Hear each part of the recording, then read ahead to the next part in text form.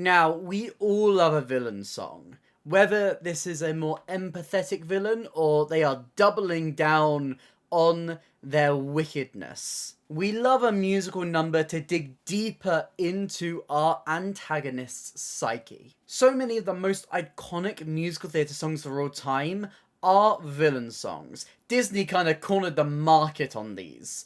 And while I have made a video ranking every single Disney villain song, I've never actually dedicated a video to all villain songs within musical theatre. So this does beg the question we were always going to ask.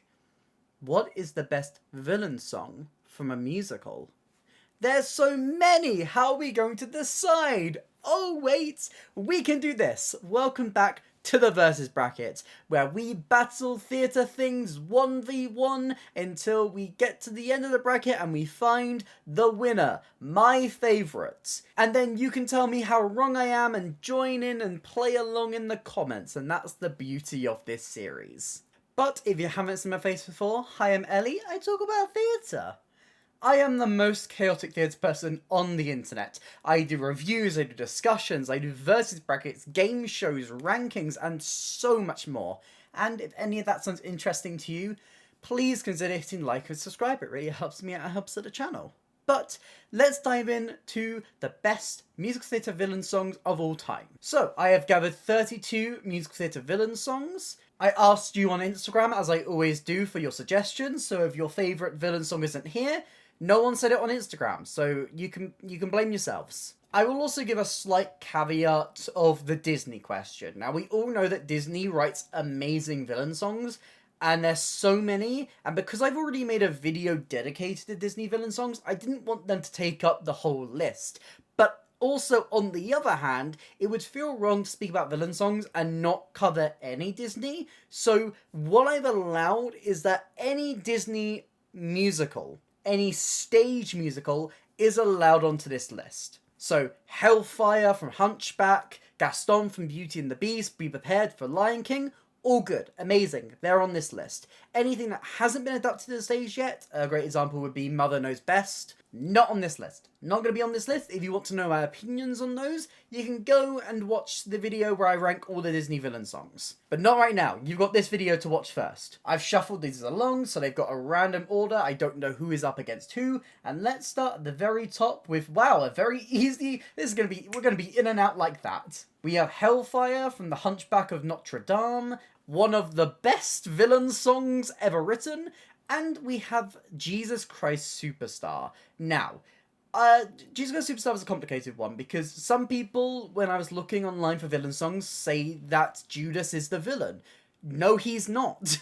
If anything, Judas is our look into the show. If anything, Judas is our protagonist. The real villains of Jesus Christ Superstar are Caiaphas and Annas. Or, if you want to look at it from another side, you could also have Herod. So my choices were between King Herod's song and This Jesus Must Die. And looking between those songs and which had a better chance on this list, because I've also only picked one song from each of the musicals, just to make things fair, I've personally chosen King Herod's song. I like a jazzy, upbeat villain song, and especially because a lot of these other ones are very heavy, I wanted some contrast in certain moments. Does that also mean that this is very disproportionate of a match? Yes. But that's what happens when you press that shuffle button. Sometimes this is how the cookie crumbles. So before it is absolutely demolished by Hellfire from Hunchback, let's speak about the delight of King Herod's song. It's camp. It's camp. And if you know me, I love a camp villain. I love how they've stylized this song in different productions. A lot of my favourite ones do it as kind of like a talk show host. Like the 2012 arena tour that they did was very like talk show with like the head mic and everything. It's a great cameo role. It's very easy to like stunt cast in productions because it's quite a fun number that you can kind of give it to any comedian and they're going to have an absolute blast with it. But also when I'm thinking about villain songs, I'm going to speak about the quality of the song itself, but I'm also thinking about like how much of an impact does it have? How much does it dig in to the character that we're seeing? And, I mean, this is the one time in the musical that we see Herod, and we don't really learn that much about Herod, because he's a very, like, side villain, he's just kind of there. He's great comic relief. It's an important moment because it's that brief bit of levity before you get into the very heavy next steps.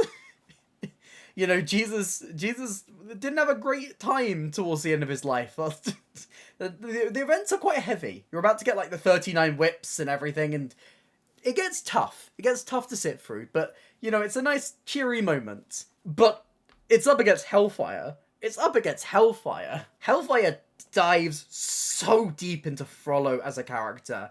It is horrific. You see how his mind is pushed and pulled in all these different directions. You see how he lets temptation completely wash over him.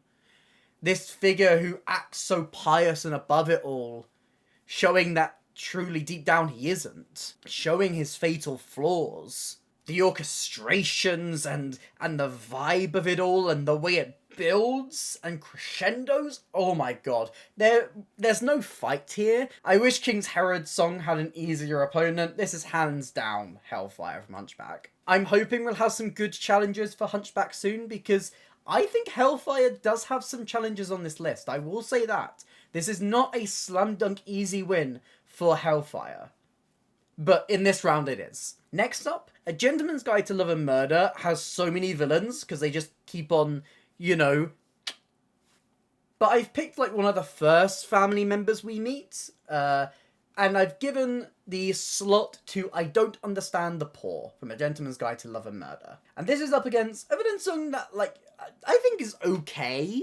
I like some of the reworked lyrics they've given to it since they've done their cast album, but this is Opportunity from 13. It's interesting because neither of these are, like, my favourite villain songs. I Don't Understand the Poor is very comedic, making fun of, like, the upper class attitude towards lower classes, and especially within the era that musical set. It's silly, it's fun, it's very upbeat. Whereas Opportunity is a little bit more fierce. I don't love everything about this song, but I like a lot of the lyrics here. I like a lot of the beats of the music. I love the cheerleader undertones to it. I think these two are quite evenly matched. Because it's a song where I like a lot of elements, but I maybe don't love the song as a whole with Opportunity. And a song where I'm like, yeah, that's good, I'll listen to it, but, like, I probably wouldn't seek out ever listening to it in I Don't Understand the Poor. If you're pushing me on it, I would probably give this one to Opportunity, but I could be swayed either way. Next up, I know that not many people really like this song, but I really do. We have The Legend of Miss Baltimore Crabs from Hairspray versus Ladies from Suffs. These two songs are two songs that, like, would be no one else's favourites, but they're mine. They're my favourites. Honestly, I'm gonna have to censor this because I censor swearing on the channel, but there is no one c***ier than Miss Baltimore Crabs. I love how she instantly clashes with Tracy in this number. The sly remarks and the undertone of it all. It's so juicy. It's a juicy little villain number. And then it builds and builds and builds, and then you get, like, the first kind of glimpses into the civil rights aspect of Hairspray. And the attitudes that this villain holds towards that group, which links into Tracy's fight and standing up for the people of colour and the black people within her community. And seeing the injustice there. There's so many different elements to this song. I love it so much. It's so camp. It's no one else's favourite, but I love it. I love it a lot. And speaking of little divas, we have Ladies from Suffs. This number is so, like, purposely patronising. This very outdated attitude of the president at the time. Now, I'm not very up on American history, and I feel like I'm going to say the wrong president. Woodrow Wilson. The song is kind of filled with these backhanded compliments in a way. I mean, compliments is it's doing a lot of heavy lifting here. You know, this man is going, I love women. I love ladies. I mean, even, like, the choice of the word there, like, ladies. Even, like, that's oozing with, like, so much context of how he views women. And if it wasn't clear from just that, he goes into it immediately. Like, why would women vote? We provide all that they need. It's so... He's such a perfect scumbag in this song. But playing it off in this really suave way... I love this song so much. This is a hard fight, but push me on it. I'm going to give it to Suffs. I'm going to go Ladies from Suffs. because it's a bop, and it tells you so much about that villain as well. I love Miss Baltimore Crabs. I wish it could go further, and you guys are underrating that song. I do like that song a lot, but I'm gonna say suffs. Next up, we've got another Disney song here that is going to absolutely demolish the competition. We have Be Prepared from The Lion King versus Pitiful Children from Be More Chill. I have a complicated relationship with Be More Chill because I like a lot of it, and then some of it I've kind of soured a bit on. I think it's just a case of something that you really liked when you were a teenager, and you look back on it and you're like, oh, it's a little bit cringe. But you're kind of at the same time like, I kind of enjoy it for being a bit cringe, but it is a bit cringe, you know? Now, I don't know the reworked version of Pitiful Children very well, the new lyrics, so I'm going to judge it off the version I know more, which is the off-Broadway version, because I know they changed a lot of the lyrics for it, and, I mean, it fits more in context, I guess, because they were trying to make it pull forward the plot a bit more, but I like the song.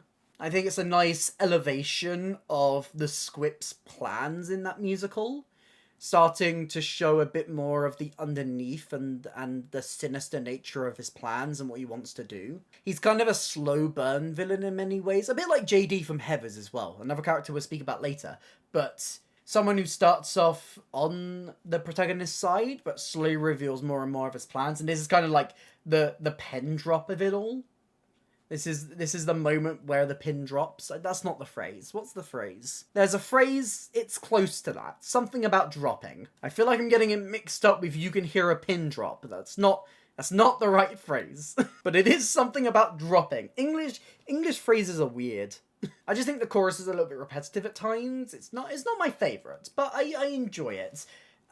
It's just up against Lion King as well, which, I'm so sorry, you're not beating Scar. My favourite from the last round, Suffs, is gonna struggle against Lion King, because this is just a perfectly crafted villain song. It oozes Scar's character. It tells you so much about him. Especially how they've adapted it to the stage as well. We're thinking about stage versions within this. The hyenas rising up as well, the scale it builds, there's so much joy that Scar takes in this plan. I love the little interactions there within, like, the script of it. The delivery of lines like, no fool, we're gonna kill him. It's delightful. It's absolutely Be Prepared from Lion King. 100%. Easiest choice I'll make all game. Love you, Be More Chill, but it's Lion King. Next up, we have Charming from The Great Comet. There's a lot of different songs that you could probably pitch as villain songs, but this feels like the most out there villain song. Like, when you're thinking of, like, villainous intent and trying to stir up the pot, this is probably the closest aspect of that, and, like, the closest to that in this musical. Versus, obviously, from the Great British Bake Off musical. Oh, Charming is so good. Charming is so good. When we're speaking about sleazy characters, Helen is so sleazy. She's so good. And these little moments of manipulation towards Natasha in this song, gorgeous. It's the verses and when she says the compliments and how she blushes, my pretty. She's sowing these seeds and it's masterful to watch. Oh, it's so good. It's so good. It's not the villain song I expected to, like, go really far, but now I'm starting to, like, pick it apart and really think about it. I'm like, actually, this could be a contender for the crown. But let's not count it out too quickly. Let's speak about obviously from the Bake Off musical. Now, if you know me, I'm a big fan of the Bake Off musical. It was delightful. It was charming. Fitting pair. And this song's so funny. It's so good. Grace Mowatt's delivery of so many of these lines, chef's kiss. As she builds and builds upon her plans and her aims and ambitions, trying to think about when she wins, because obviously she's going to win. It's also just a straight up bop. It's so fun. It's a great song. When I think about this, when I think about villainous intent and how much it tells you about these characters and bringing it in, I mean, obviously, the Bake Off musical does a better job at setting up that villain because she is more of like a through-line villain, but I do feel like I know a lot about Helene just from the number Charming. I feel like if I'm tossing this up, I would give it to Great Comet here. Next up, we have Rocky Horror Show, because we're speaking about the musical, which is the Rocky Horror Show and not the Rocky Horror Picture Show. It's only Rocky Horror Picture Show if it's the film. And while this song is in the film, we're speaking more about the musicals here, so we're going to call it the Rocky Horror Show. I could have picked a couple of different ones. Technically, Time Warp's a villain song if you see Riff Raff and the gang as villains. Which I guess kind of. I mean, they're all a little bit like up in the air. But the most villainous character is Frankenfurter. So the clear choice here is Sweet Transvestite versus Hadestown. And my choice for a villain song is the Act 1 closer, Why Do We Build the Wall? Oh boy, they really didn't realise when they wrote that song that it would become more and more relevant. It is such a clear and obvious takedown of very fascist ideas and the scapegoating of communities. Something that sadly is more and more on the rise in a lot of parts of the world. The labelling of anyone outside as the enemy, these clear and direct lines, the call and response of it. It sets up Hadestown so perfectly, because you've heard the little glimpses of it. You've heard the ups and the downs. You've heard Persephone's views on it. And you've heard how Hermes and the Fates sell it. And then you see it for yourself. And in one number, you come to understand exactly what Hades is running here. These parallels to very real-world conversations and the way that leaders kind of push the narrative onto anyone else to avoid blame is so clear there. It's so good. It's so sinister. It's haunting. And it becomes more and more relevant as the years go on. And that is terrifying. But if we're going to say that's a great villain song for, like, the subject matter, I think on the flip side, Sweet Transvestite is a great villain song for iconography. The beginning, like, saxophone riff, the jazziness of it. Frank walks into that stage and instantly you are on him. There's so much power in this song. I love the way that he interacts with Janet and Brad here. I do think here that if I'm thinking about my criteria, I do want to lean more onto, like, how you're building up your villains and how you're building up this world. And I do think, for me personally, Why We Build the Wall does that for me a little bit stronger. That's what's going through to the next round. Oh god, next round I'm going to have to face Comet and Hadestown together. Two Rachel Chafkin directed shows. Oh no, that's going to be a nightmare. But that's a problem for future me. Right now, oh, this is easy. We have When I Find My Baby from Sister Act versus You'll Be Back from Hamilton. Again, Hamilton is a musical where the person who is kind of villainous, I guess, is our protagonist, basically. So I'm not really gonna say that, like, Wait for It is a villain song. No. I did consider Washington on Your Side, but in a similar way to Jesus Go Superstar, I think You'll Be Back is probably the more iconic of the two. It felt like the more obvious choice. And I had very similar things to say about You'll Be Back to King Herod's song. It's that moment of levity. It's that funny villain song. I love King George and how he's presented in that musical. I also love how scared the Americans were when they were coming over. They were like, I don't know how the British are going to react to King George, when literally I was raised on horrible histories as a kid. And, like, he was presented as, like, mad King George. So, you know, it's not like we really worship the guy either, so you're fine. When I Find My Baby is actually a very similar case, though. It's a very comedic villain song. I like how it gives you the sidekicks as well. It's really upbeat and jazzy and fun, but then when you actually get into the lyrics, it's actually really dark, because he's speaking about when he finds his love, when he finds Dolores, he's going to... or her. But it's presented in this, like, 60s style, like, 70s, like, jazz dance number, a little bit boy bands, and this contrast is really, really cute. But I do think it's probably You'll Be Back. I do think iconography is going to win for me over here. And I think, I mean, obviously this goes beyond just this song, but when we get into other songs and when we have these moments of punctuating King George and him reacting to what America's doing, it's kind of this nice little through line of these songs are quite intrinsically linked. And Also, you can't beat that little refrain. If you put this on at musical theatre karaoke, the theatre fans are going wild.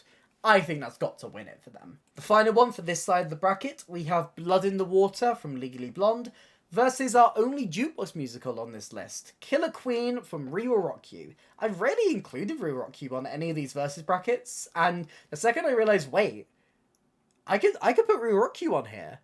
I did it. I jumped at it. This is weird because which is the better villain song? Probably Blood in the Water.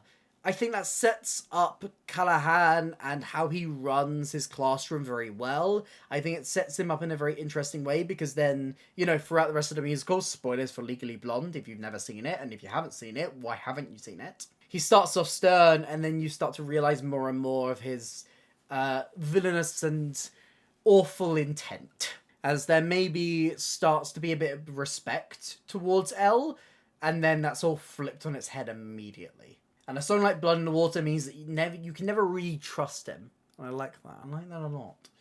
But which is the better song? It's Killer Queen because that's Queen, you know? I think that's why it's sometimes tough to put like jukebox musicals onto these kind of lists, because if we're speaking about the songs themselves, then like it's one of the most iconic songs of all time. I mean, Queen, Freddie Mercury, like, duh. And I like how that sets up Killer Queen, but again, it's the other side of it. Like, while it's a really iconic song, it's a jukebox musical, and the song itself kind of punctuates moments, but it doesn't really help to further plot. So you learn little bits and pieces about Killer Queen here, but, like, it's not... It doesn't really tell you loads. So these kind of end up being a bit even, and I don't know, I could go either way, but I'll give it to Blood in the Water from Legally Blonde. I think that feels like the better way to go. Other side of the bracket, we have Stars from Les Mis versus World Burn from Mean Girls. Now, if you know my opinion on Mean Girls, you can probably tell what's going through here, but let's be fair. Now, when I first heard World Burn, I wasn't really a big fan. I think on that cast recording, I didn't really feel like the song built as much as it could. When I did see the show live eventually, I did have a better response to it. Which is why I do feel like it does deserve a spot on this bracket, even if I'm not the biggest fan of that musical. But again, just gonna hark on some of my points of Mean Girls. Imagine how much harder this song would go if everyone else throughout Mean Girls was singing that she's Regina George, she's the Queen Bee, she's the one that everyone is looking up to, and then in this moment, she's the one who's having to sing My Name is Regina George. Imagine how much harder that would be. So you have that musical journey of her starting on top and ending up on the bottom, and then throughout this song she can build that back up. I don't know, I feel like that would be really good, but hey-ho, I think the chaos that comes out of this, and a lot of the staging, does earn it some more points. And I feel like if it was up against a different number, there is a world where this song could go through to next round. But it's up against Stars from Les Mis. I think Javert is one of the best musical villains of all time, and so much of that comes through the material he's given. Stars so expertly tells you and shows you who Javert is and his worldview, and why he does what he does, and ultimately what will end his life. He has this firm belief, and he will swear it on the stars, that he will find criminals, and once you are a criminal forever. You are evil, you are irredeemable. And the whole musical builds up this storyline of a convict who is redeeming himself. Someone who's committed a crime, but for a good reason. And that is the complete antithesis of Javert's entire worldview. So much of the plot of this musical, and so much of Act 2 and even the rest of Act 1 is set up within this one number to really dive deep into who Javert is. It stars hands down for me personally. But I would like to give credit where credit is due to World Burn. A song I've underestimated at certain times, but have come to enjoy more and more. Next up, we got two sleazy douchebags together. Hell yeah! We have the sleazy douchebag in Beauty and the Beast in Gaston, and we have the sleazy douchebag from 9 to 5, Franklin Hart Jr. the Third. Now, there's a couple of different songs I could choose for these villains, but the ones I've gone for is Gaston, the song Gaston from Beauty and the Beast, and Here For You from 9 to 5. I think this is going to be tough for 9 to 5. I'm not going to lie. Gaston is hard to beat. I just do like how fitting this pairing is. As I said, they're both sleazy douchebags. This song is very uncomfortable, but, you know, I think it's an important one to face because there are a lot of men who truly believe in some of the shit that Franklin does here. As he spends his entire number trying to get closer in a sexual way to his assistant, which is deeply uncomfortable, a real conflict of interest, and just nasty. Just gross, but it tells you exactly who this man is. He's nasty, he's gross, and a lot of his, methods fail so perfectly to kind of show you exactly how pathetic he is as well. There is no better way to see it than sleazy douchebag. Brand it, trademark it, slap it across his forehead. But gosh, it does disturb me to see you, Gaston, looking so down in the dumps. Gaston is so good. It's so good. The only thing I'll say about Gaston is that I wish he sung more of the song, but I do think it's very fitting that he gets everyone else to sing his villain song for him. I feel like he's enough of a presence within the song for it to still count, but, you know, I want to get more into his psyche, but I do feel like having everyone else sing it for him does the job quite well. He can chime in every now and then and build upon his greatness and show his ego, but he doesn't need to, you know, keep saying his own name over and over again.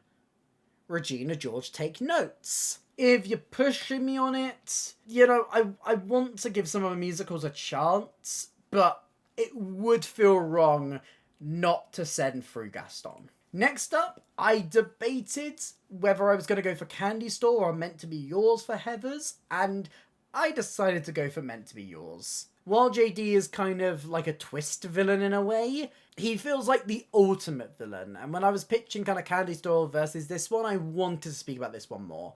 And this is up against Hard to Be the Bard from Something Rotten. I know we've just spoken about sleazy douchebags, but we have another sleazy douchebag joining the sleazy douchebag group. Shakespeare's so well characterized in that musical. Because it kind of shapes him as this rock star, and then the top of Act 2, it gives him this number where you start to dive into how that lifestyle gets to him a bit. Like, he loves being famous, he loves the adoration, but his actual work is what he struggles with.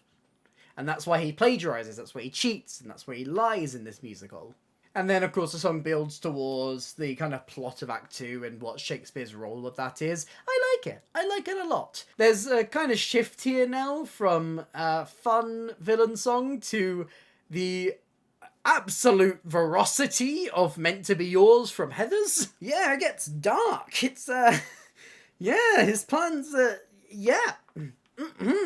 I think it's great. I think it's so good. You need a big moment for JD to be truly villainous because of how this twist comes. You know, we spent a lot of the musical, slow building it up. We spent the musical doing, the will he, won't he redeem himself. And because he kind of goes fully off the rails, we need to see that. And my lord, Meant to Be Yours does that. It's rocky, it's punchy, it's just ferocious. Oh my god, it's so good. If you're forcing me on it and you're asking me to choose, I would give this one to Heathers. Yes, Meant to Be Yours, next round. Now, admittedly, this next round, these songs I know, and I know them okay, but I don't know either of them amazingly well. You're going to be surprised, because I'm about to admit something I feel like I probably shouldn't admit. I have seen the film of Annie, ages ago. I've never seen it on stage. Never seen it on stage. And if you told me to give you the plot, I could probably give you the bare bones, and that's about it. I don't know it very well, which feels wrong of me, but, sometimes we have to admit universal truths, and I don't know that much about Annie. I'm sorry. And equally so, I don't know that much about Carrie either. I know a couple of songs, like World According to Chris and In, and of course the title number as well. And I know Carrie, it's the Stephen King book, yep. But never seen the production of the musical. I've listened to the cast album a couple of times, but these two songs I know a little bit about. I know the Annie one a little bit more than the Carrie one, but both of these felt like very important villain songs to have on this list. For Annie, I was debating between this song and Easy Street, but I have gone for this instead. We have Little Girls from Annie versus Eve Was Weak from Carrie. Oh, religious trauma. Welcome on in. I'll speak about Carrie first, because obviously I don't know this musical as well, so forgive me if I do get any details wrong, but this is Carrie's mother speaking to Carrie, and this is one of those moments where she's being very repressed. There's a lot of, like, Bible thumping in there. I love how this song plays. I love that it's got that kind of edge to it. It's very serious. It's very dark. It's brutal in moments, and it is a really gorgeous number, and so that's why it's here. Like, even though I don't know the musical amazingly well, took one listen to this song again, and I was like, oh yeah, obviously it needs to be on here. I think it tells you not only a lot about Carrie's mum, but also so much about Carrie herself. The insecurities and everything. Oh god, it's just...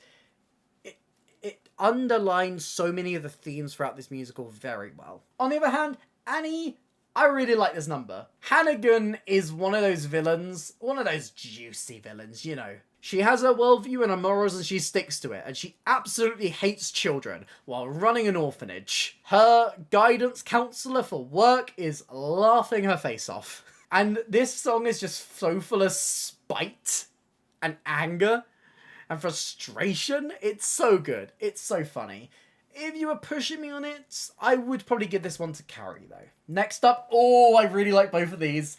Oh, I think this can be our first, like, really hard decision of the game. We have Last Midnight from Into the Woods versus Smell of Rebellion from Matilda. I did consider The Hammer for Trunchbull instead, but I feel like Smell of Rebellion gives you, like, the full picture of how Trunchbull works, her views on children and everything, and I feel like it's the fiercer number. Especially the reorchestrations they did for the film. Gorgeous. I'll speak about Matilda first. I really like Smell of Rebellion. I really do. I love how balls to the wall Trunchbull is in this number. It's just fully on show. Going into like dream sequence, that whole thing, and then it turning out to be a trick, and the way it builds after that, so good. So good.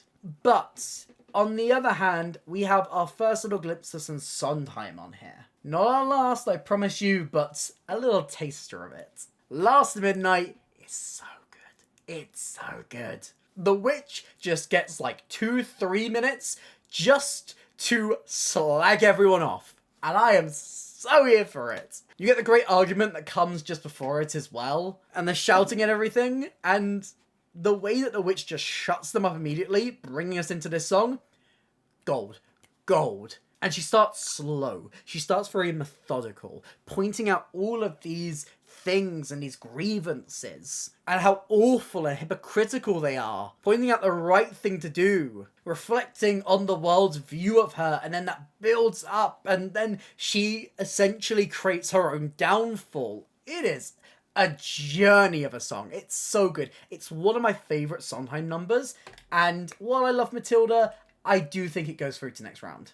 Next up, we have a very sinister villain song in My Name from Oliver, Bill Sykes' song. And then we have Once on This Island. Now, Forever Yours is the song that I've picked for this, but we're going to speak specifically about when Papa Gay comes in. You get this really intimate and lovely love song, these two lovebirds loving it up, and then just suddenly everything shifts. The beat comes in, and Papa Gay just roars onto stage. Oh my god. I love the cast recording of this. The most recent Broadway revival. You have the chorus in the background, the ha ha ha ha ha ha.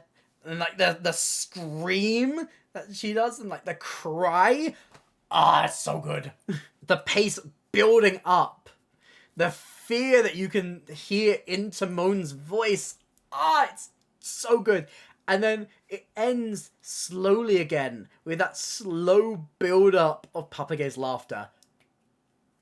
Gorgeous stuff. Gorgeous stuff. My Name is probably one of the most, like, sinister villain songs we have on this list. It's got a very, like, solid beat. The bom, bom, bom, bom, bom, bom, bom. And, like, runs underneath. Very methodical, very thumping, telling you a lot about Bill Sikes himself. I think if you want, like, a great introduction to your villain, this is probably one of the best ones, because you hear a lot about Bill Sikes before this number. There's whispers of it, you hear him, and then the first glimpse, he's speaking about his impact and people's response to him and how they fear him by just hearing his name. Oh, this is a really hard choice. This is a really, really hard choice. I'm gonna give this one to Once in This Island, Forever Yours. I know that the majority of that song isn't with Papagay, but I love how everything just shifts the minutes they appear. Just the second they appear, shit just hit the fan. Alright, we have our final Disney villain song, which I have given to The Little Mermaid. We have Poor Unfortunate Souls, and this is up against our other Sondheim song in Joanna. I could have picked Pretty Woman. Some people say that Sweeney himself is a villain. I guess I can see it, but he's the protagonist, so no. It's the judge. It's the judge. It's very clearly the judge. So I've gone with Joanna. I feel like it's very similar to something like Hellfire, you know? God, it's creepy. God, it's a creepy number. I mean, just the judge's storyline here, just ugh. Ugh. I think I don't know if you guys have seen the Hamilton parody, but they did like the opening number of Hamilton, but changed all the lyrics to be about Sweeney Todd. And I think they summed it up perfectly there. Joanna's not his daughter, but come on, that shit's sick. I mean, it's just that. It's creepy, it's so good, but also on the other hand, I think out of a lot of villain songs in this list, I'm not really amazingly likely to listen to this one out of context. I think this one works much better in context than out, and I do feel like that's gonna have some negative points on it. Whereas something like Pretty Women, if I had gone with that song, I do think wouldn't have had that issue. But this is just what I chose. It's also up against a very hard competitor. Poor Unfortunate Souls, so good. Ursula, such a good villain. Such a good villain. I mean, just the delivery of those lines. That's what I do. That's what I'm here for. The manipulation. It's here. It's on full show. I think it's tough because I really do like Joanna. But I do think Disney has a solid track record. And I do think every single Disney song that is on this list is going through to the next round. I'm going to give this one to Poor Unfortunate Souls. This is closer than I feel like I've made it out to be. But I am going to give it to Disney here. And finally, for this part of the bracket, we have Dentist from The Little Shop of Horrors and Bad from Shucked. Would you believe me if I told you this is my hardest decision of this round? This is the hard one. The way that this bracket has fallen, other than this, perfectly fine. Like, normally I'm having, like, some of the hardest songs against each other in round one. That's just not really happened. Like, the second we get, like, two Disney songs together, it's gonna be a bloodbath, but but we'll get there eventually. I love both of these ones. So, Bad from Shucked is a villain song about how bad at the villainy the villain is, which it's so good. As Gordy kind of walks us through his family, all these amazing crooks and villains, and then he's here and he can't even do one thing right. It's almost an I Want song in a way. He wants to become a better villain. He wants the perfect con. It's boppy, it's fun, it's cute, I like it a lot. But then there's Dentist. This is a character who revels in villainy. Because you want the first victim in Little Shop to be someone you can kind of forgive Seymour for offing. And how do they do that? They make the most irredeemable character ever. He is nasty. And this song is a very jazzy way to show how much enjoyment he takes with giving pain to other people. The comedy of it is on point. It's so good. We have two very good comedy villain songs here. And It's so tough because I love them both. One's a great classic example and one's a great modern example. And I do think here, I'm going to give it to the classic example. I'm going to send Dentist through to the next round. Okay, now we've gone through the bracket and spoken about every song. We will now do the speed run. I'm going to complete the rest of the brackets quite quick fire so we can quickly find our winner. Hellfire from Hunchback versus Opportunity from 13 is not even a fight. This is very obviously and clearly Hunchback. This is Hellfire's to lose, you know? I'm waiting for a more direct challenger for Hellfire. It's kind of had quite an easy track at the start of this list. Ladies from Sus versus Be Prepared from Lion King. My brain is saying Lion King, my heart is saying Suffs, and that's the back and forth here for this one. But I do think it is correct to send through Lion King. I think that is the obvious choice here. I love Ladies, I love Suffs. I love how much it tells you about Wilson and shows you how much of a fight the Suffs have to counter that viewpoint, but Be Prepared is just such a spectacle. Next, we've come to it. This is going to be one of my hardest decisions of the game. We have Charming from Gate Comet versus Why We Build the Wall from Hadestown. Two Rachel Chavkin directed shows battling against each other. I love both of these so much. I think Charming is the song I like more, but the one that shows off the villainy more is Hadestown here. Why We Build the Wall. And weighing these up, I think in this instance, I'm going to let the song that builds the villain up more through. So just by giving that logic, I'm going to give it to Hadestown. You'll Be Back from Hamilton versus Blood in the Water from Legally Blonde. While I like Blood in the Water, it's not really a song that's very iconic. It's not like the greatest song of all time. I enjoy it, but You'll Be Back from Hamilton feels like the right choice here. Other side of the bracket, we have Stars from Les Mis versus Gaston from Beauty and the Beast. Oh, is this going to be the first Disney musical to fall? Because I would say Gaston is like quite high for me, but I think Stars is one of the best examples of a musical theatre villain song. I think I would give this one to Stars. I do think so. The first Disney musical has fallen, everyone. The first one to go has fallen. Meant to Be Yours from Heathers versus Eve Was Weak from Carrie. Both very intense numbers, and I do feel like here my attachment to Heathers is probably what's going to be the thing to send that through.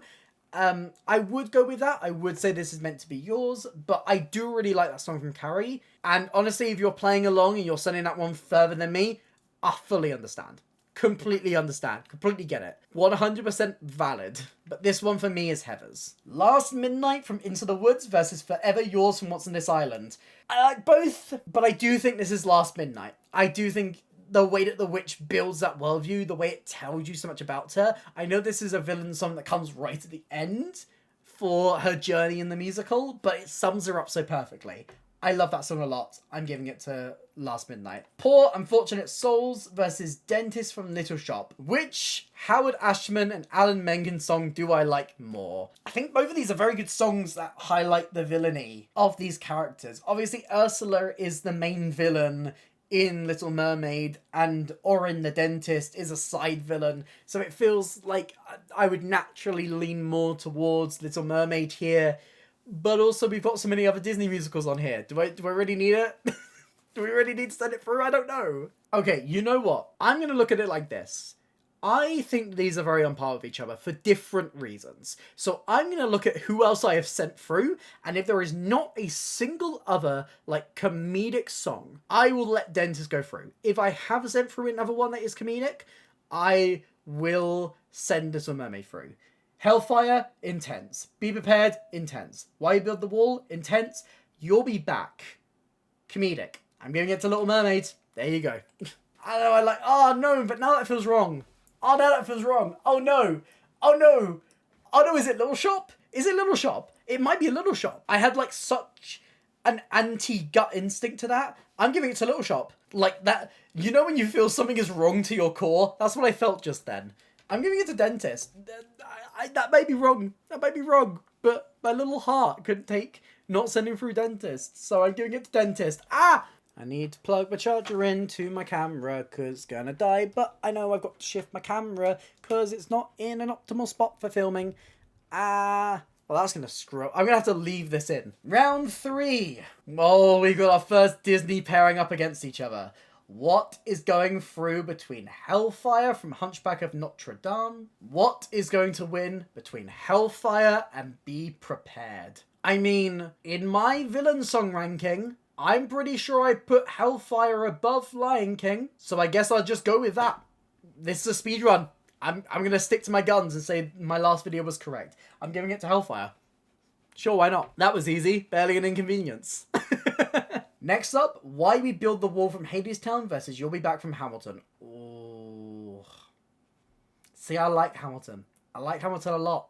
I like how iconic that song is. But if we're speaking about villain songs, and we're speaking about how they build up the villains, I think this is Hadestown. I think this is Hadestown. Do you agree? I don't know. You can tell me I'm wrong in the comments, but I'm giving this one to Hadestown. Other Side. Stars from Les Mis, Meant to Be Yours from Heathers. I'm really happy that Heathers has got this far in a bracket. I am. I genuinely am. But you're up against Stars from Les Mis, which I think is just such a perfect summation of Javert and his worldview and his goals and everything. I think this has got to be Stars from Les Mis. Isn't it so funny that so many of like the most iconic villains of all time have the best villain songs? Next up, this is a fairly easy decision, and this is why I kind of went with my guts on the last round of the last round, because I looked forward and went, whatever I put forward is not going to go through afterwards, so it doesn't really matter what I sent through. Last Midnight versus Dentist. I think this is Last Midnight. I think that does such a great job at summing up the witch and everything. I'm going to give this one to Last Midnight. I love Last Midnight. I love Dentist as well, but I love Last Midnight. She sets up her own demise. Okay. Semi-finals. This is where it gets really hard, because this is where it gets really hard. Hellfire from Hunchback, our last Disney musical on here. It has fought its way through. It is the only representation right now. Versus Why We Build the Wall from Hadestown. These are two of the best villain songs. This is a finale pairing. I think all 4 of these are finale pairings. Oh, God. Look, I'm going to be straight up and honest. There is part of me that doesn't want Hellfire to win because it feels too obvious, right? I like these videos to be interesting. I like you to have some kind of like, oh, what's she gonna pick? But also, Hellfire's just that good. But if there's any song I do feel like gives it a bit of a challenge, it is Why We Build the Wall from Hadestown, because that, to me, is such a perfect villain song. It sets up the villain, it sets up the world, it sets up the rest of the musical in Act 2. I think it highlights so many of the relationships there. I think it's gorgeous. I think the song itself is so haunting. I love how both of these songs have been performed by Patrick Page. And also, for that case, also Zachary James. Do I be spicy and give it to Hadestown? Do I be spicy and give it to... I want to give it to Hadestown. Every fibre of my being wants to give it to Hadestown.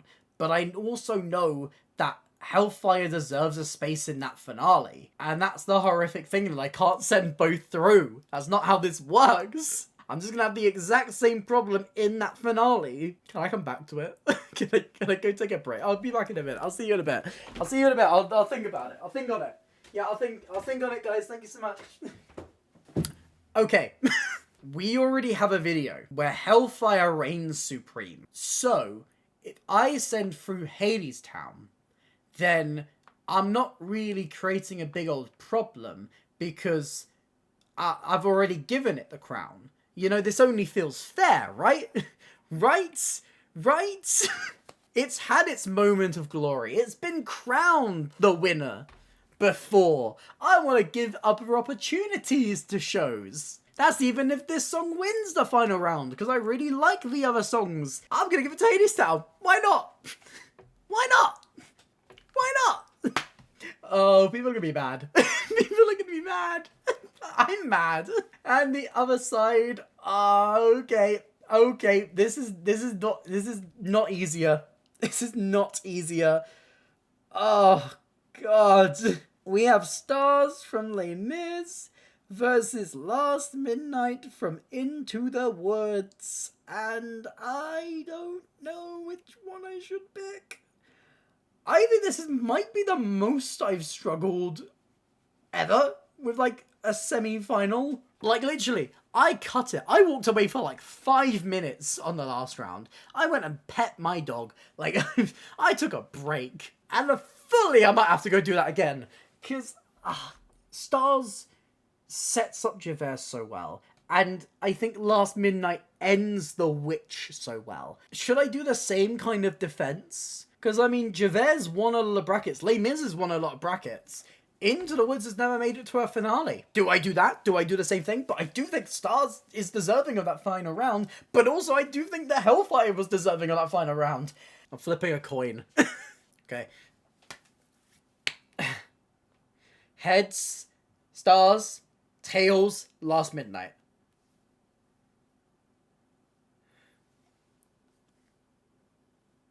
It's Tails. Last Midnight goes through to the last round. But before we get there, I've got to pick a third place between Hellfire and Stars. And thank God I'm not going to spend as long on this as I did the last one. I do think the most fitting third place is Hellfire, which puts Stars into a very strong fourth place, which I think is very fitting. But my God, I will say right now, the order of these four, I could interchange them whenever I wanted. My Lord, this was difficult. But we come to our final pairing. I can't believe I talked myself round to the other choices on both of these, because it feels like this should be the other way round. But equally so, these are the two that I like more as well. But if I've made mistakes, that means you can just correct them in the comments down below. Share your response. Who are your finale pairing? If you want, you can do the entire bracket in the comments. I love reading those types of comments. I love the dedication that some of you guys put into them. And they're always so different and so interesting to see who you choose and why. So please do not hesitate to say how incorrect I am in the comments down below. But we come to my finale pairing, which is Why We Build the Wall from Hadestown versus Last Midnight from Into the Woods. And I know which one I'm going to give this to. I know what one I'm going to give it to. And even if the other ones have gone through, I think that this is my personal winner. Because I think in my heart of hearts, my favourite villain song is Last Midnight from Into the Woods. You might be surprised. You might be surprised. You might be shocked. You might be like, Ellie? What? But I feel like Last Midnight gives you such a perfect insight into the witch. I love how it gives you so many different layers to her. I love how it builds upon that.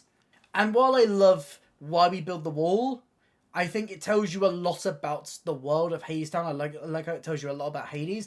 But I love the different layers of the witch that you get in Last Midnight. Her worldview, her morals and everything. I think that my favourite villain song is Last Midnight from Into the Woods. God, this was difficult. God, I feel like I've made the wrong decisions. But I'm sure I'm going to be roasted in the comments by you guys. So, I open the floor to you. What is your favourite musical theatre villain song? Share your choices in the comments down below and let me know any other future versus brackets you would like to see. If you did enjoy this video, please consider hitting like and subscribe. It really helps me, it helps out the channel. Here's some links to some other videos on screen right now and a link to my Instagram if you'd like to jump in and follow over there. And a huge thank you to all of our channel members who support everything I do over here. But that's it for me today and I'll hopefully see you next time. Bye.